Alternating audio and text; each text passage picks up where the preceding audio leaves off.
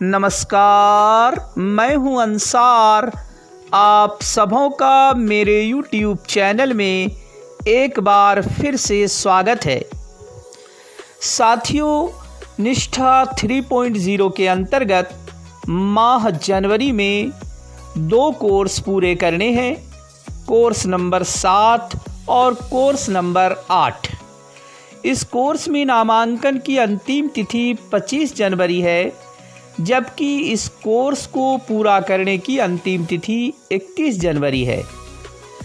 मित्रों, मैं इस वीडियो में कोर्स नंबर 8 सीखने का आकलन के तीनों अटेम्प्ट के प्रश्न और उसके उत्तर को लेकर आया हूं।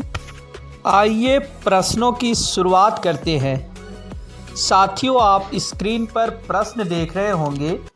पहला प्रश्न है, आकलन सूचना शिक्षक की FLN पठन सामग्री का निर्णय और नियोजन करने में सहायता करती है।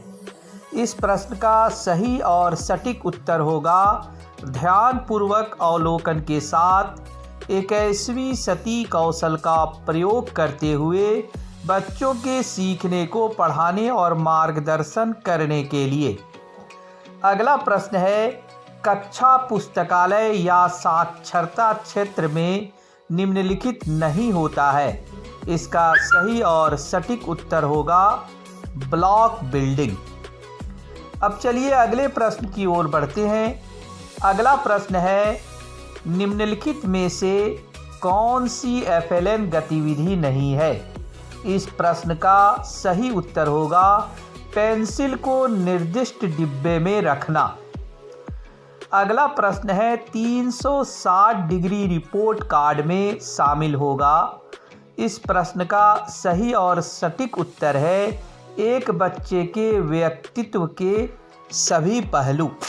अगला प्रश्न है, खिलौने वाले टेलीफोन और बोलती पुस्तकें तकनीकी सहायता प्राप्त खिलौने हैं जो काफ़ी हद तक डैश को बढ़ावा देते हैं।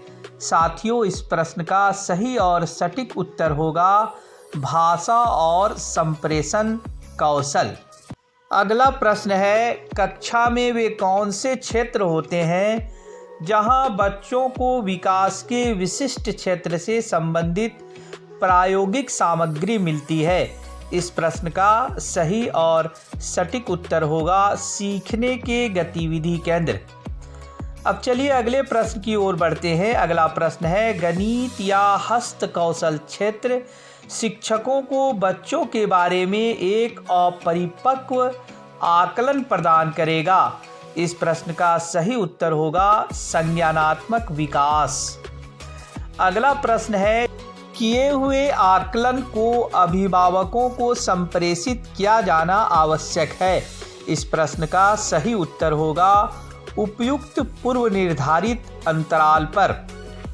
अगला प्रश्न है, शिक्षकों को आदर्श साक्षर अथवा गणितीय व्यवहार की आवश्यकता होती है। इस प्रश्न का सही उत्तर होगा गतिविधियों के लिए निर्देश देते समय। अगला प्रश्न है, बुनियादी साक्षरता और संख्या ज्ञान की शिक्षण अधिगम प्रक्रिया में खिलौना आधारित शिक्षण विधि को एकीकृत करने का अंतिम लक्ष्य है। साथियों, इस प्रश्न का सही और सटीक उत्तर होगा बच्चों की समीक्षात्मक चिंतन, सृजनात्मक सोच, संवाद करने, उच्च श्रेणी के विकासात्मक उपयुक्त पुस्तकों का आनंद लेने, स्वतंत्रता पूर्वक अभिव्यक्त करने और समस्या समाधान करने। अगला प्रश्न है, एक HPC होलिस्टिक प्रोग्रेस कार्ड के संकेतकों में शामिल है। साथियों, इस प्रश्न का सही और सटीक उत्तर होगा 21वीं सदी कौशल जैसे कि समीक्षात्मक चिंतन, समस्या समाधान, सृजनात्मकता, संप्रेषण, संरचना और सहयोग। अगला प्रश्न है, नई शिक्षा नीति 2020 के अनुसार स्कूल आधारित आकलन के लिए सभी बच्चों का प्रगति कार्ड जो अभिभावकों को संप्रेषित किया जाएगा होगा समग्र स्वरूप का।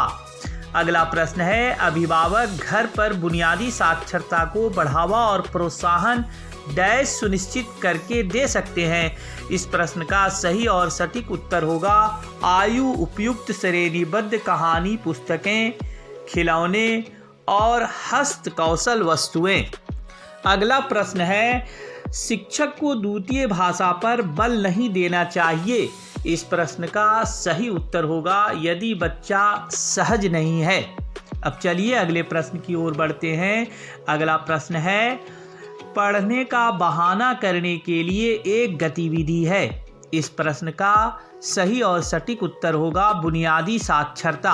अगला प्रश्न है, बुनियादी और प्रारंभिक स्तर पर आने वाले बच्चों का आयु वर्ग क्या होता है? 3 से 11 वर्ष।